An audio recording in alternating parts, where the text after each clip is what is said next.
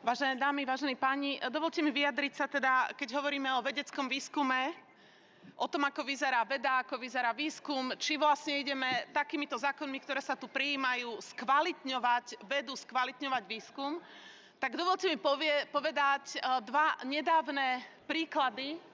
Pani poslankyňa Puškárová už odišla, hoci práve pani poslankyňa Puškárová by tu mala sedieť, pretože to, čo povedal pán Pročko, že jej brat je nielen, myslím, že podpredsedom APVV, ale zároveň je na úrade podpredsedu vlády, ktorý riadi pán Drucker z Hlasu, kde je generálnym riaditeľom, ktorý má na starosti prideľovanie dotácií alebo grantov. To znamená aj prideľovanie grantov pre vysoké školy, prideľovanie vedecko-výskumných grantov pre firmy.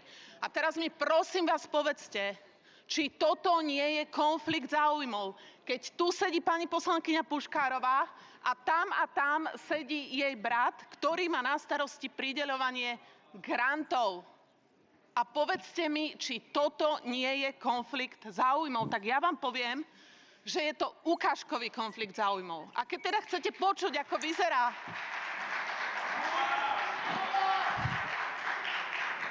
Ale keď chcete počuť, ako vyzerá veda a výskum na Slovensku, tak toto prosím vás pekne dobre počúvajte. A posúďte sami, obracam sa aj na poslancov Smeru, vládnej koalície, aj SNS, či naozaj toto sú priority, ktoré má podporovať naša veda. Takže predstavte si, že pán minister Drucker vyhlásil výzvu za 9 miliónov na vesmírny výskum. Už len to, že v našich podmienkách, kde potrebujeme podporovať biotechnológie, onkologický výskum, máme špičkových ľudí na SAUKE, tak sa vyhlási výzva na vesmírny výskum. 9 miliónov. A teraz počúvajte, čo sa stane.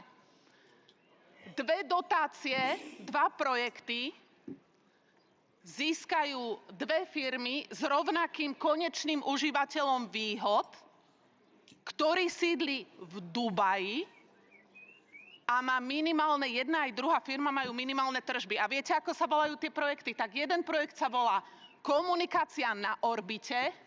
Wow. A druhý projekt sa volá Bezpečná komunikácia vo vesmíre. 5 miliónov eur. Dva projekty.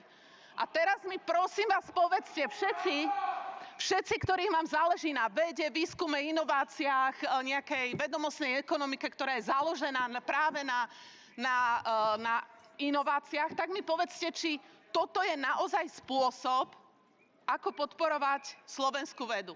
Komunikácia na orbite, bezpečná komunikácia vo vesmíre, 5 miliónov eur, čiže v podstate z tej dotácie 9 miliónov eur, ktorú vyhlásil Drucker, tak viac ako polovicu zoberú dve firmy s rovnakým konečným užívateľom výhod, ktorý mimochodom, ešte to pokladám celkom za drzosť, sa vyhrážal jednému z denníkov, že ich bude žalovať, lebo neviem čo, asi sa mu nepáči, ako o nich písali. No tak viete, keď vám schvália 5 miliónov eur z verejných peňazí, tak nejakú tú mieru kritiky a nejako sa písať musí o vás. A ešte som nepovedala výstupy. Takže, vážené dámy a vážení páni, viete, čo je výstupom jedného z projektov? Skúste uhadnúť. Taká komunikácia na orbite. Čo je výstup? Družica, satelit? Nie. Výstupom je jedna brožúra a dvaja zamestnanci vo výskume. A teraz sa poďme pozrieť na ten druhý projekt. Super projekt. A výstupom druhého sú až dve brožúry. Takže takto my podporujeme, vážené dámy a páni, vedu a výskum. Takto nám záleží na vedcoch, takto nám záleží na vedeckej komunite, takto sa staráme o to, aby Slovensko naozaj, aby sme tu neboli len nejaká výrobná dielňa, ale aby sme tu boli naozaj krajina, ktorá je založená na inovatívnych riešeniach. A inovatívne firmy, skutočne inovatívne firmy, tak tie nedostávajú absolútne žiadnu podporu. A teraz, keď už hovorím o tom, a dávam dokonca podľa nového rokovacieho poriadku 48 minút, super. Takže keď už teda hovorím o vede a o výskume, tak vám poviem aj príklad ďalších dotácií. Pani poslankyňa Puškárová tu opäť nie je, tentokrát na... Je tu. Áno, pani poslankyňa Puškárová, ste sa mi vyhrážali, že dáte na mňa žalobu alebo trestné oznámenie, čo považujem za absolútnu drzosť, to považujem za zastrašovanie a za drzosť.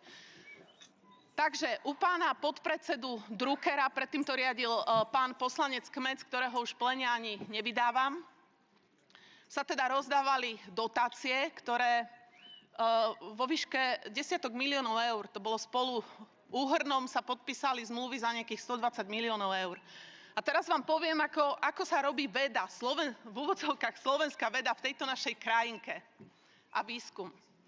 Tak najprv minulý rok sa vypísala výzva na hodnotiteľov, priradili sa k projektom odborní hodnotitelia a to boli peniaze zo štátneho rozpočtu. Vážené dámy, páni, peniaze zo štátneho rozpočtu, tie, ktoré vy musíte konsolidovať. Priradili sa hodnotitelia k projektom, ktorí projekty vyhodnotili, urobili poradie a následne nejaká komisia tam na úrade podpredsedu vlády, kde sedí aj brat pani poslankyne Puškárovej, komisia zmenila poradie projektov. Polovicu z firiem, ktoré získali najvyšší počet bodov od odborných hodnotiteľov, vyhádzali preč, čiže tie úplne išli do keľu. A namiesto nich tam prišli firmy, ktoré mali o tretinu menej bodov a boli niekde na 98. mieste, sa dostali do top rebríčka najúspešnejších projektov. Takto vyzeralo odborné hodnotenie. Ale tým tento príbeh nekončí.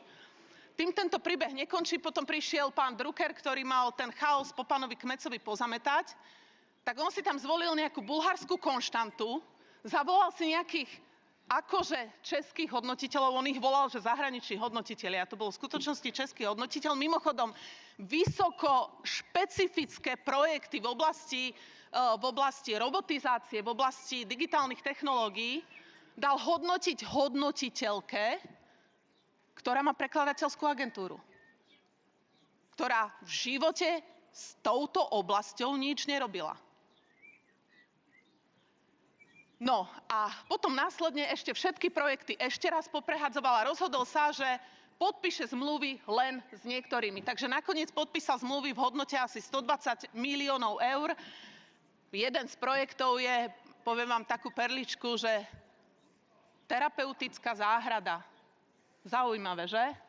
Čiže namiesto toho vo výzve, kde sa má podporovať robotika, kde sa má podporovať digitalizácia, kde sa majú podporovať rôzne inovatívne technológie, tak máme terapeutickú záhradku. Však dobré.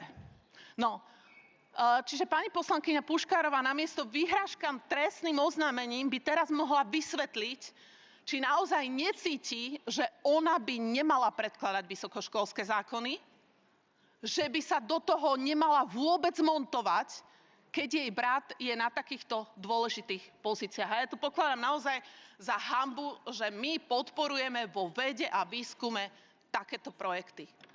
A mne záleží na tom, pretože ja viem, že vedci zo Slovenskej akadémie vied však majú mizerné platy, robia špičkový výskum, majú mizerné platy a potom podľa môjho názoru so slzami v očiach sa dívajú, ako nejaký výskum na orbite tu dostane len tak Mírnix, Dýrnix 2 a 2,9 milióna, proste na tie dva projekty 5 miliónov eur. Toto ja pokladám naozaj za absurdné.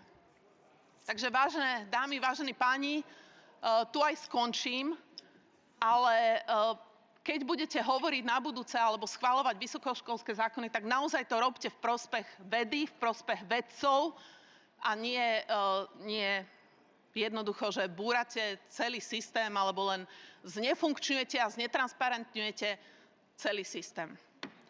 Takže ďakujem vám veľmi pekne. Ďakujem. Pán poslanec Jákab s faktickou poznámkou.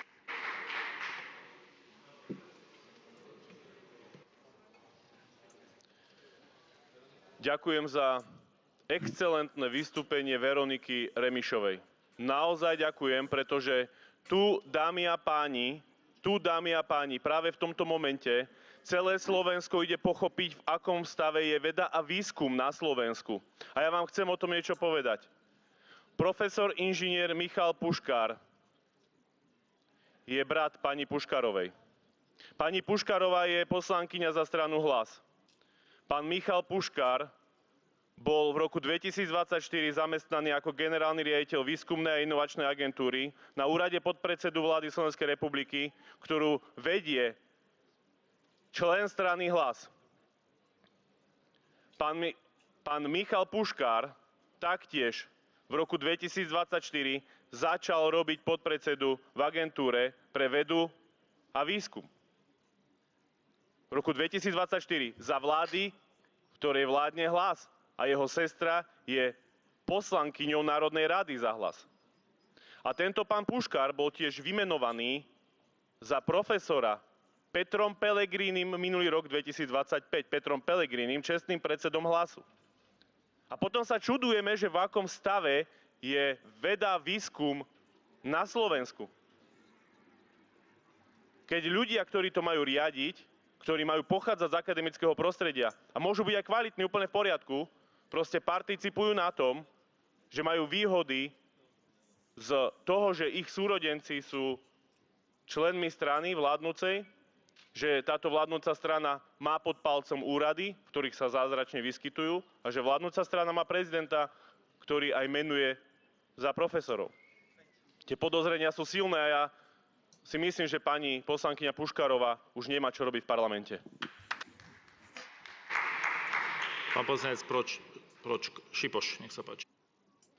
Ďakujem veľmi pekne, pani poslankyňa Remišová, za tvoje vystúpenie. A tu sa postupne začína odkrývať, ako to tu funguje počas tejto vlády pod gesciou strany Hlas. Ďakujem ešte raz pani poslankyni Gažovičovej, ktorá otvorila Pandorínu skrinku pri tomto zákone, pretože oni si mysleli, že im to v tichúčku prejde, upravia si podmienky, nikto nebude vedieť, ako sa tie granty budú rozhodovať, ale zrazu sa zisťuje a celé Slovensko zisťuje, že máme tu opäť modus operandi strany Hlas.